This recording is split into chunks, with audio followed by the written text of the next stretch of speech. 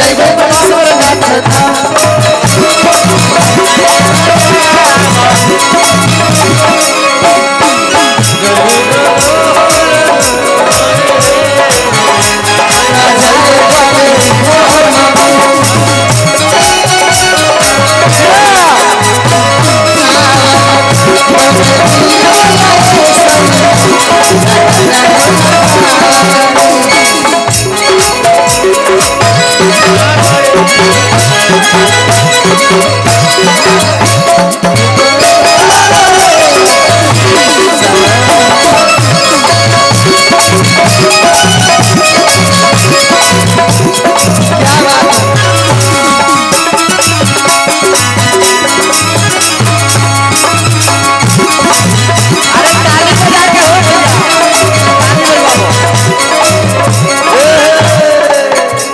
अच्छा लगा था भाई।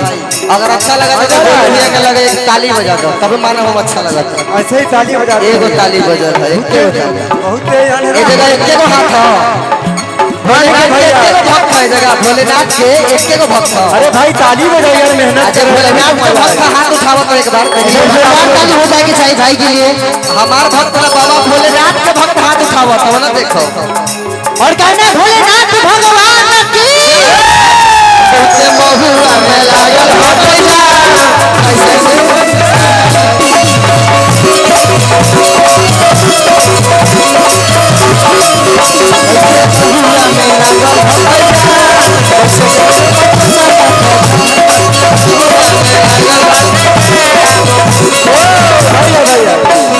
इन्हें गाना जोड़ देना है। जोड़ कैसे कैसे धीरे धीरे हो धीरे धीरे कांवरिया धीरे धीरे धीरे धीरे हो भैया धीरे धीरे। आप लोग उधर चले जाइए हम अकेले इधर रहेंगे। आइएगा भाव में कैसे नहीं मनीषा जी शिव बाबू आप भी आ जाइए हम दोनों आए एकदम बढ़िया लेते हैं। धीरे धीरे भैया भैया क्या भैया 2020 में चलना है वनडे में काहे घुस जाते हैं आप 20 अब 20 महुआ में लागल हो कई जान आ कैसे जय बटेश्वर नाथ एकरा के ऐसे कह जाए ना रुक रुक रुक भाई के गाना है कि बहुत महुआ में लागल हो कई जा कि कैसे जइबै बटेश्वर नाथ।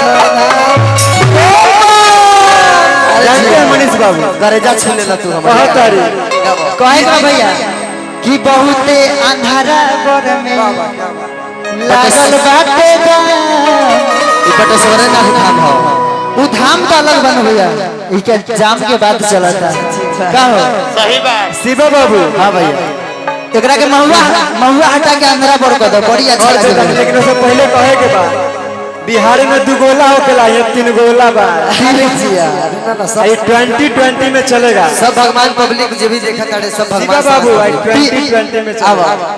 तीनों गोला ये जे बा कि जाए लही करे जलधारी कि भोरे भोरे काली घाटे होके तैयारी कि फिर देखिए के आ गई हो अरे जी बहुत अंधरा पर में लागल हो कई जान कैसे बटेश्वर नाथ सुने ना आप लोग एक बार ताली बजाइएगा तभी तो मजा आएगा। बजा भाई के गाना है भाई ई गाना हमरा शंकर भगवान की जय। असली एनर्जी बना के रखिए। सोच लो ई गाना शिवा बबुआ के अच्छा लगल तभी दिल के करीब गई तभी नहीं गाना के प्रमोशन कैली। अब शिवा बाबू सबसे बड़ा मेरा खुशी की बात है कि हमारे दोनों भाई ये पूरा वैशाली जिला नहीं बिहार नहीं ऑल इंडिया नहीं पूरा वर्ल्ड में 4 नंबर पे आए हैं। अरे एक बार भाई खातिर ताली बजाइए। सब भगवान सब भैया लोग की कृपा बा और इस दोनों का साथ रहेगा भाई का तो थोड़ा हम पीछे से जे भी देखा ताड़े सबके शिवा बबुआ के सदा प्रणाम बा दोबारा से। अब गाना होते रहेगा वो गला लेकिन दूसरा गाना भी गाइए। नहीं नहीं, पहले फरमाइश है बड़े सर। वही हो जाएगा। चलिए आइए, स्टार्ट कीजिए। आइए कि नहीं कर जलो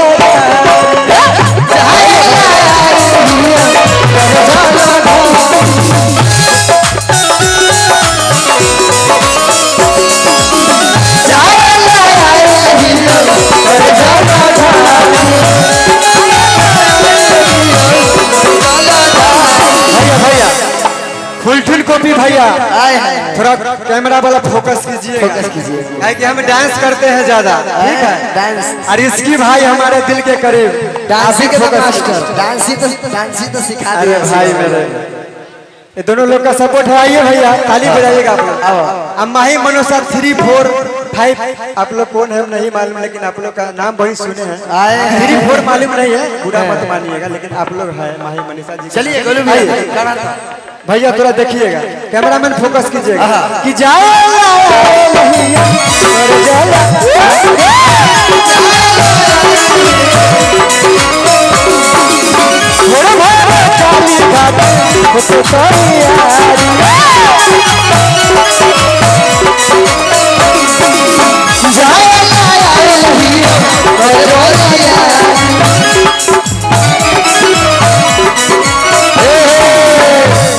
ये अच्छा लगा था। एगो 3 गो हम बुलडोजर हैं, एगो जेसीबी। आइए अभी मैडम, दोनों जेसीबी के बोला, लेकिन लेके बता अब क्या कहता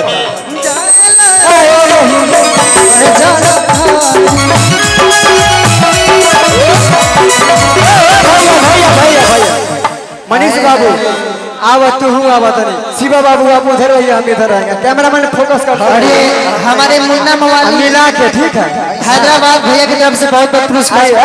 मिला के आइए कि जाए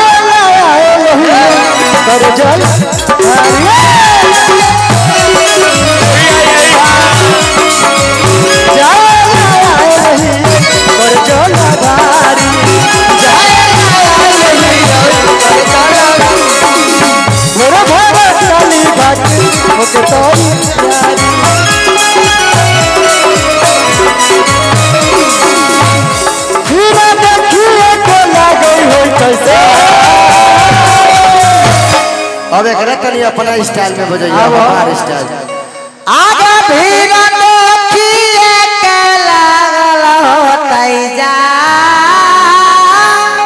अरे जिया अब बहुते हमरा मोर में लागल होतै जा,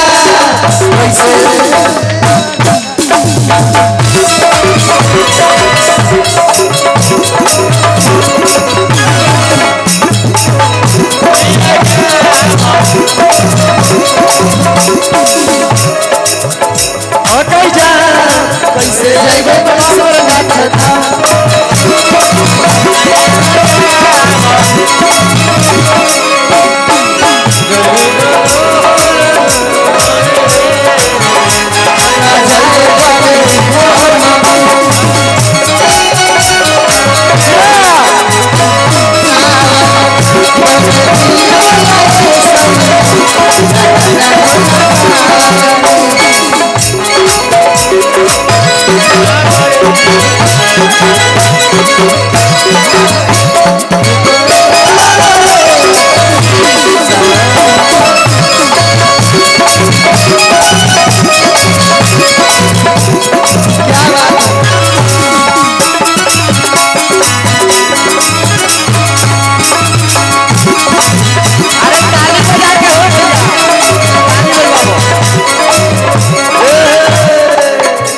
अच्छा लगा था भाई, अगर अच्छा लगा था तो भैया के लगे एक ताली बजा दो, तब माना हम अच्छा लगा था। ऐसे ही ताली बजा, एगो ताली बजा था, एके ताली, बहुत ए जगह एके गो हाथ हो, एके गो भक्त है जगह भोलेनाथ के, एके गो भक्त हो। अरे भाई ताली बजाओ यार, मेहनत अच्छा भोलेनाथ के भक्त का हाथ उठाओ तो एक बार ताली हो जाएगी चाहिए भाई के लिए।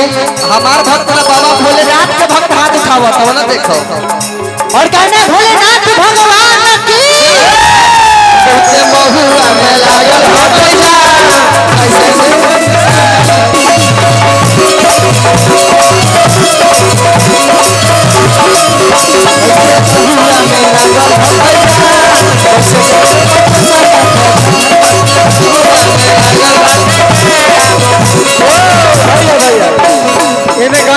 देना है जोर कैसे कैसे धीरे धीरे हो धीरे धीरे कांवरिया धीरे धीरे धीरे धीरे हो भैया धीरे धीरे भैया आप लोग उधर चले जाइए हम अकेले इधर रहेंगे आइएगा भाव में कैसे नहीं मनीषा जी आसिफ बाबू आप भी आ जाइए हम दोनों आएंगे एकदम बढ़िया लेते धीरे धीरे भैया भैया क्या भैया 2020 में चलना है वनडे में काहे घुस जाते हैं आप 20 अभी मुड़की भी दिखाएंगे आप सबको टेंशन मत लीजिए आइए धीरे धीरे कांवरिया धीरे धीरे कांवरिया धीरे धीरे आजलवा घरिया बाते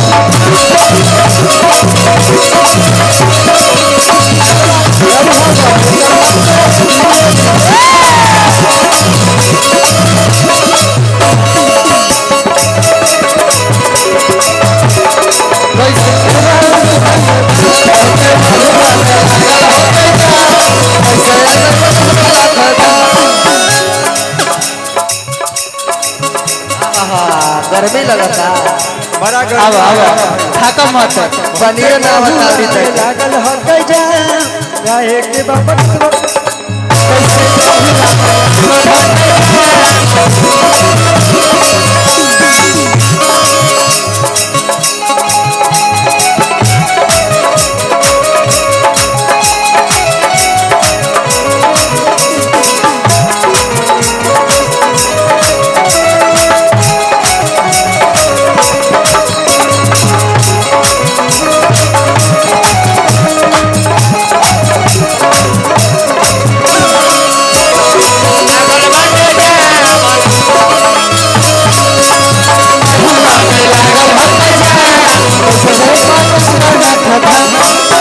बहुते महुआ में लागल हो गई जा गाए के बाबा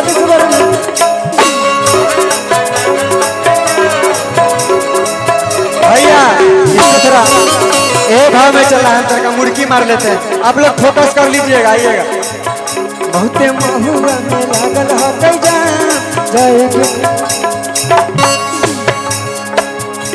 के महुआ में लागल हो गई जा गाए के बाबा